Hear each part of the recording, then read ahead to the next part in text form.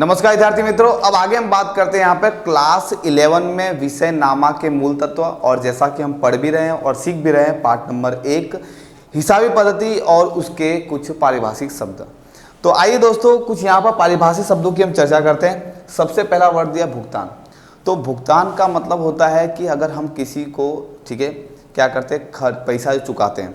जैसे कि धंधाकीय व्यवहार के अंदर, धंधाकीय पीढ़ी के अंदर एक व्यापारी पीढ़ी दूसरी व्यापारी पीढ़ी को कुछ रकम चुकाती है। जैसे कि अगर मैंने कोई माल खरीदा है तो उसके सामने जो रकम मैं भुगतान करता हूँ, ठीक है, या फिर मैंने किसी को माल दिया है या कोई वस्तु दी है या कोई सेवा प्रदान की है तो उसके सामने मुझे कुछ रकम प्राप्त होती है। तो यहाँ पर हमें ये समझना है कि हम भुगतान करते हैं तो व्यापारी पीढ़ी के अंदर, व्यवसाय के अंदर किसी वस्तु, माल या सेवा के बदले में, उसका जो हम उपभोग करते हैं उसके बदले में हम कुछ रकम प्रदान करते हैं, जिसे क्या करते हैं यहाँ पर भुगतान के रूप में जानते हैं।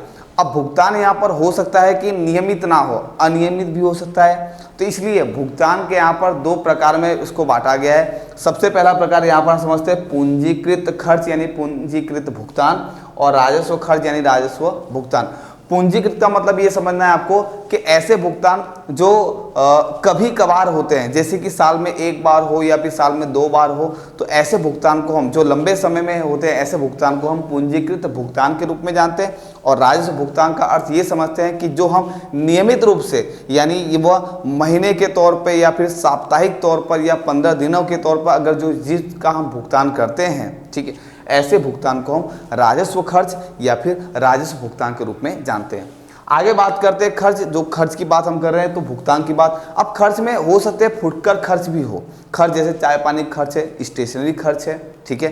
फिर तो ऐसे जो छोटे मोटे खर्च है तो उन्हें हम क्या करते हैं, एक फुटकर खर्च के रूप में जानते हैं। आगे बात करते हैं यहाँ पर उपज। उपज का मतलब है किसी भी वस्तु को या सेवा को, ठीक है, बेचने पर जो हमको रकम प्राप्त होती है उसे हम उपज के रूप में गिनते हैं, आय के रूप में गिनते हैं। आगे बात करते हैं यहाँ पे नफा और लाभ। नफा और लाभ कब होता है, जब धंधा अच्छा कार्य करती है, व्यवसाय जब पीढ़ी अच्छा काम करती है, उसका सालाना जो टर्नओवर निकलता है तो उसके आधार पर हम देखते हैं कि कैसा इसका प्रॉफिट है, कैसा उसका लाभ है, कैसा उसका नफा है। जैसे कि बात करूं, अगर 2011 में अगर 1 करोड़ का टर्नओवर हुआ है तो 2012 में अगर 2 करोड़ का टर्नओवर हुआ है, तो कहने का मतलब है कि 2011 की अपेक्षा 2012 में 1 करोड़ अधिक नफा कंपनी कर रही है। तो इसका मतलब यहाँ पर क्या हुआ कि कंपनी कैसा नफा करे, कैसा लाभ करे। तो आप बता सकते हैं कोई भी कंपनी, कोई भी व्यवसाय, कोई भी पीढ़ी, कोई भी एकाकी पीढ़ी गत वर्ष से अधिक वर्ष, मतलब गत वर्ष की अपेक्षा आने वाले वर्ष में अगर अच्छा कार्य करती है तो उससे क्या होता है, कंपनी को, पीढ़ी को या धंधा को या छोटे व्यवसाय को जो लाभ मिलता है उसे हम प्रॉफिट के रूप में जानते हैं। हानि, आप जानते हैं कभी कभी हो सकता है कि धंधे को, व्यवसाय को किसी बातों से, किसी आकस्मिक कारण से भी क्या होता है, धंधे के अंदर मार पड़ती है, जिससे उसको क्या होती है, हानि भी हो सकती है। तो इसलिए कह भी सकते हैं कि सिक्के के दो पहलू की तरह इसमें भी लाभ और हानि दोनों बना रहता है। ऐसा हो नहीं सकता कि सब कंपनी लाभ ही कर रही, हो सकता है कभी कभी उसको हानि भी हो सकती है। आगे बात करते हैं खरीद। खरीद का मतलब हम कोई भी वस्तु या सेवा का उपभोग करते हैं, मतलब खरीदते हैं। जैसे कि अगर मुझे कोई भी वस्तु खरीदनी है तो सामने मैं क्या करता हूँ, रकम भुगतान करता हूँ। अगर बात करूँ तो खरीद में भी दो तरह से हम यहाँ पर इसको बांट सकते हैं। एक तो रोकड़ के रूप में। रोकड़ का मतलब कैसा होता है, नकद। मतलब मैंने कोई चीज़ ली है, जैसे ये मार्कर है, मैंने मार्कर परचेज किया, तो मार्कर जब मैं खरीदूंगा तो सामने मैं क्या कर रहा हूँ, उसको 20 रुपये या 30 रुपये जो भी है भुगतान कर रहा हूँ। तो हम बड़े पैमाने बात करें तो जैसे कि मान लो कि सूरत के किसी व्यापारी के पास से मैंने 1 लाख रुपए का माल खरीदा, तो 1 लाख रुपए का माल खरीदा तो मैंने उसे ऑन द स्पॉट, उसी समय, उसी स्थल पर 1 लाख रुपए का भुगतान कर दिया। दूसरी तरह से बात करें तो साख पर। साख का मतलब होता है कि उधार। अब साख पर कब होगा, जब हमारा जान पहचान होगा, जब हमारी उसके साथ काफ़ी अच्छी, मतलब कहते हैं व्यवहारिक रहा होगा, कि जैसे मान लो 10 साल या 12 साल पुराना कोई घनिष्ठ रिश्ता रहा होगा, तभी हम क्या कर सकते हैं, उसके पास से साख पर माल खरीद सकते हैं।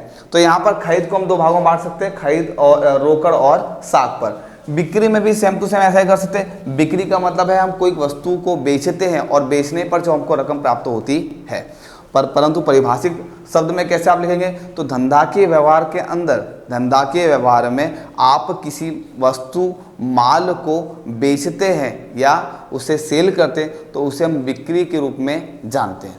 तो यहाँ पर भी इसको हम बांट सकते हैं कि रोकड़, रोकड़ का मतलब है कि रोकड़ का भी हम भुगतान कर सकते हैं। मतलब ऐसा है कि अगर मैंने यहाँ पर कोई माल बेचा है तो मैं तुरंत उसके पास से रोकड़ लूँगा। अगर कोई बहुत अच्छा जानकार है, पहचानता है, तो उसे हम महीने भर का टाइम देते हैं कि 1 लाख रुपए का आपने माल मुझसे खरीदा है, यानी मैंने माल 1 लाख रुपए का बेचा है, तो आप मुझे 1 महीने के बाद उसकी रकम का भुगतान कर सकते हैं।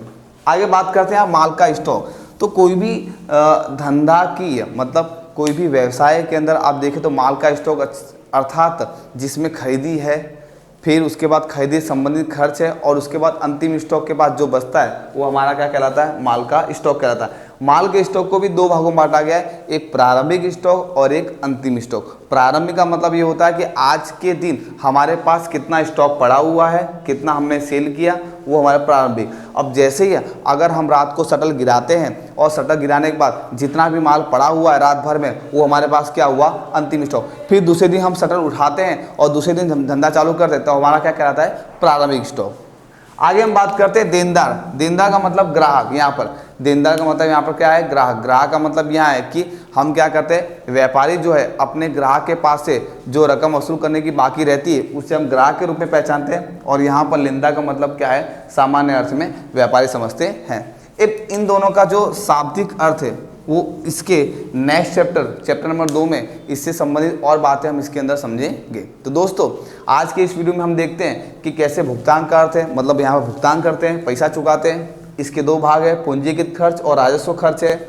खर्च की बात करें तो सेम टू सेम वही आपका जो दोनों का मतलब एक ही है, दोनों एक ही पर्याय है, यानी भुगतान है, उपज है। उसके बाद हमने सीखा लाभ और हानि क्या है, फिर खरीद क्या है, बिक्री क्या है, माल का स्टॉक क्या है। देनदार और लेनदार को हम ग्राहक और व्यापारी के रूप में पहचानते हैं। तो दोस्तों आज के इस वीडियो में इतना ही।